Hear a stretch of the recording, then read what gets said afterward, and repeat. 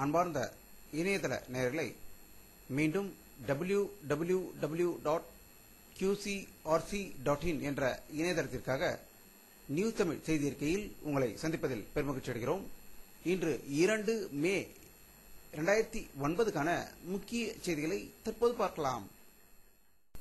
இந்தியாவின் காங்கிரஸ் தலைவர் திரு சோனியா, உள்துறை அமைச்சர் திரு ப. சிதம்பரம், தமிழக முதல்வர் திரு கருணாநிதி அவர்கள் தமிழ் ஈழ நாட்டில் போர் நிறுத்தப்பட்டு விட்டது என்று முழங்கிக் கொண்டிருக்கும் வேளையில் தமிழ் ஈழ நாட்டில் உள்ள மருத்துவமனை மீது இன்று ராஜபக்சேயின் விமான தாக்குதலில் 172 பேர் கொல்லப்பட்டதாக ஒரு அதிர்ச்சி தகவல் தமிழ் ஈழ நாட்டிலிருந்து வந்து கொண்டிருக்கிறது.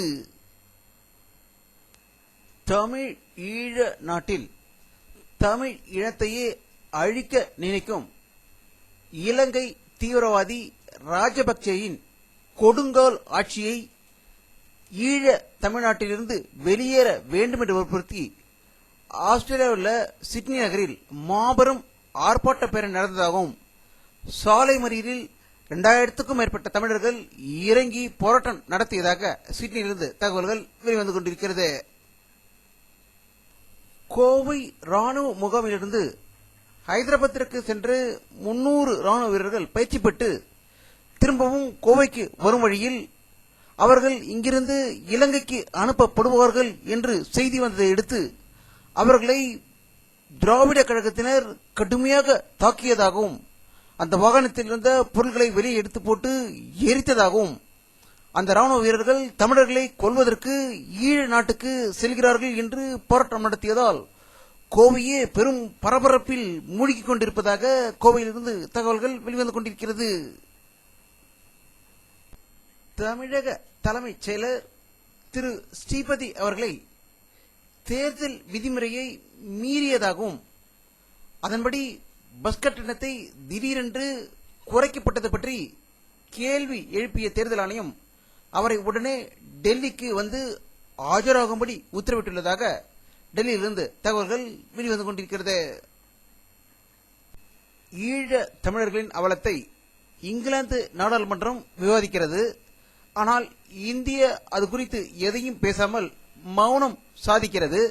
இதற்கு முக்கியமான காரணம் காங்கிரஸ் தலைவர் சோனியா காந்தியும் ஈழ தமிழர்களுக்கு இன்று ஏற்பட்டுள்ள அவல நிலைக்கு அவருக்கு துணை போயிருக்கும் வெளியுறவு அமைச்சர் பிரணாப் முகர்ஜியும் உள்துறை அமைச்சர் ப. சிதம்பரமும் காரணம் என்று ஒரு கடும் குற்றச்சாட்டை தஞ்சையில் வெளிப்படுத்தியிருக்கிறார்.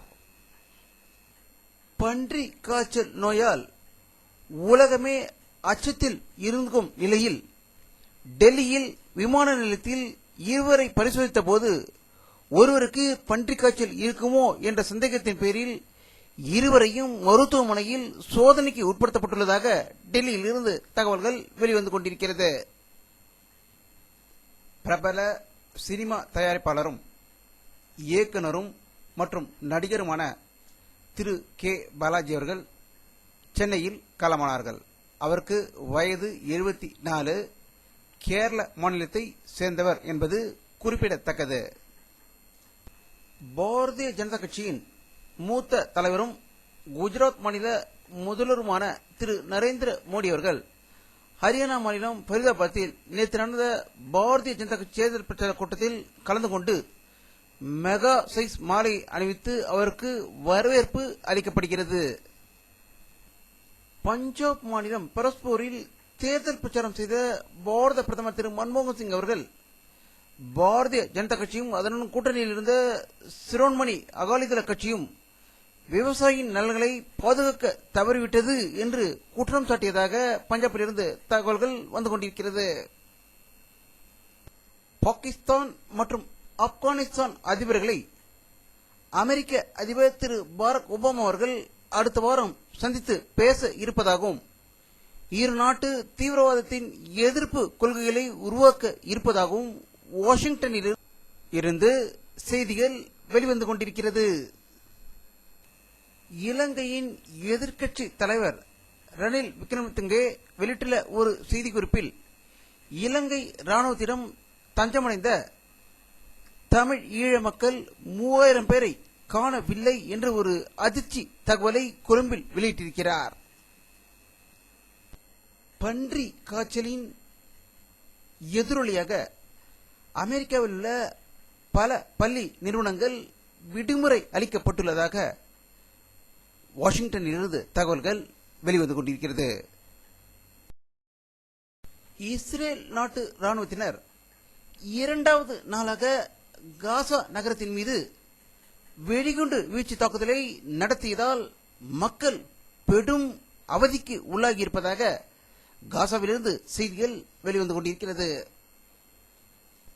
சொமாலிய கடற்கொள்ளர்களை ஒரு பிரிவினர் கப்பலை கடத்த முயன்ற போது பாதுகாப்பு படையினர் அவர்களை சுற்றி வளைத்து 19 பேரை கைது செய்ததாக தகவல்கள் வந்து கொண்டிருக்கும் வேளையில் உக்ரைனியன் கப்பல் ஒன்றை சொமாலிய கடற்கொள்ளையர் கடத்தி சென்று விட்டதாக மற்றொரு தகவல் வந்து கொண்டிருக்கிறது. வானிலை அறிக்கை 2 மே 2009 பிற்பகல் 3 மணி ஏற்பட்ட சேட்டலைட் புகைப்படத்தை தற்போது பார்த்துக் கொண்டிருக்கிறீர்கள். தமிழகத்தில் சுத்தமாக மேகமூட்டமே தெரியவில்லை. வெயிலின் தாக்கம் அதிகரித்துக் கொண்டிருப்பதே தமிழக முழுவதிலிருந்தும் தகவல்கள் வந்து கொண்டிருக்கிறது. அந்தமான் நிக்கோபார் தீவுகளில் மேகங்கள் சூழ்ந்து கொண்டிருப்பதை பார்க்கலாம். அவை தமிழகத்தை நோக்கி வருமா என்பது இன்னும் 2 நாட்களில் தெரிந்துவிடும். இத்துடன் இந்த செய்தி அறிக்கை நிறைவடைகிறது. மீண்டும் நியூஸ் தமிழ் செய்தி அறிக்கையில் உங்களை சந்திக்கும் வரை உங்களிடமிருந்து விடைபெறுவது உங்கள் கே பாலாஜி. நன்றி.